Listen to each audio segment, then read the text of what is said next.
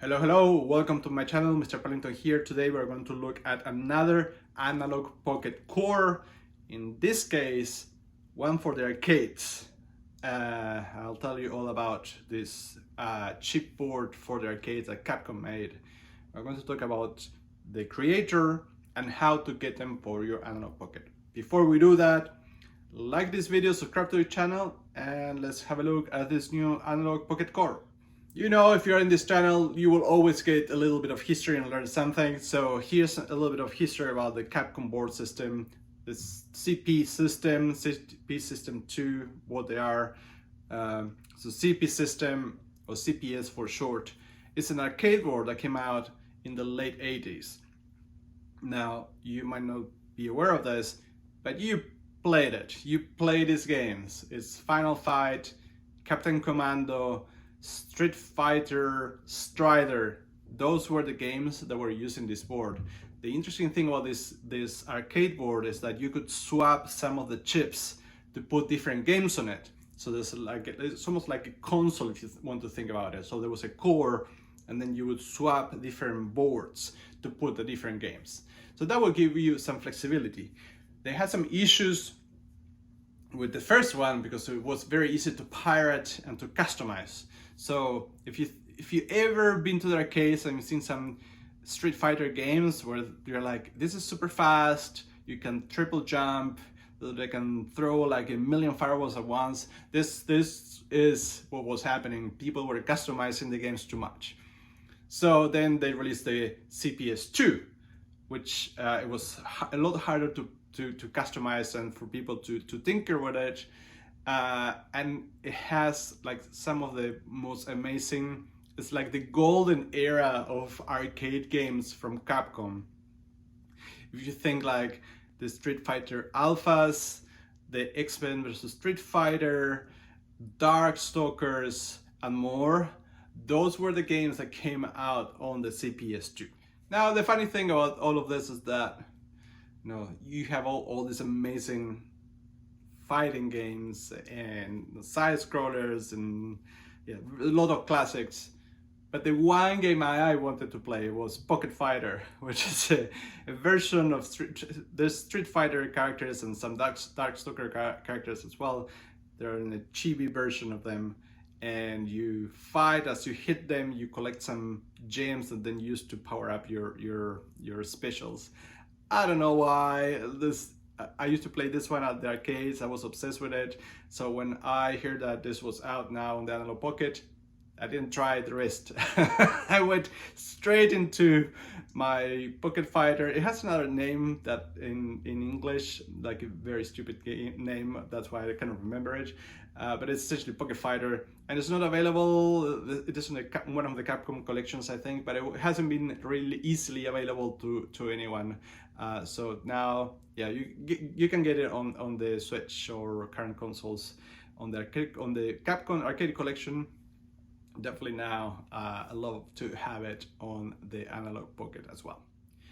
And there's also a CPS3, CP System 3, which only has a handful of games.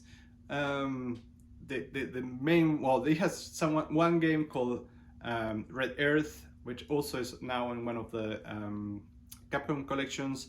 It has some JoJo Bizarre Adventure fighting games, but the highlight of CPS3 is the Street Fighter 3. The three versions of a Street Fighter 3 are on CPS3, and then they moved to a completely different hardware architecture. They used some of Sega's architecture after that. So yeah, that's the history of the three different CPS version motherboards from Capcom.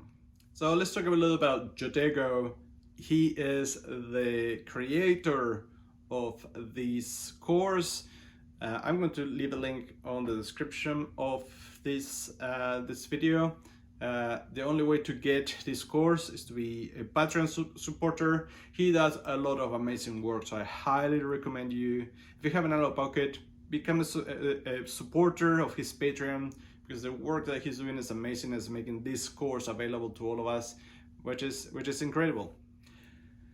So yeah, I played a lot of Pocket Fighter, but let's have a look at some of the other CPS2 games that I tried on the Analogue Pocket.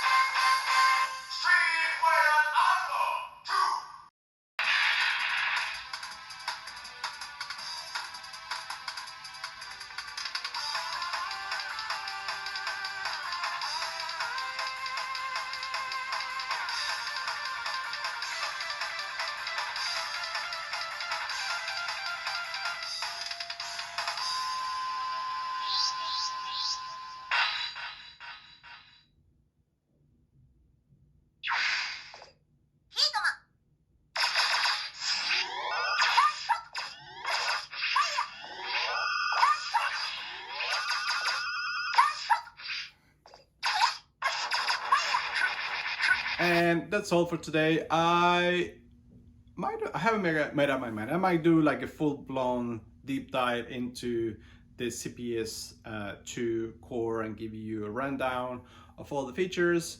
But I have some other plans as well, so we'll see how I do with my schedule. And that's it.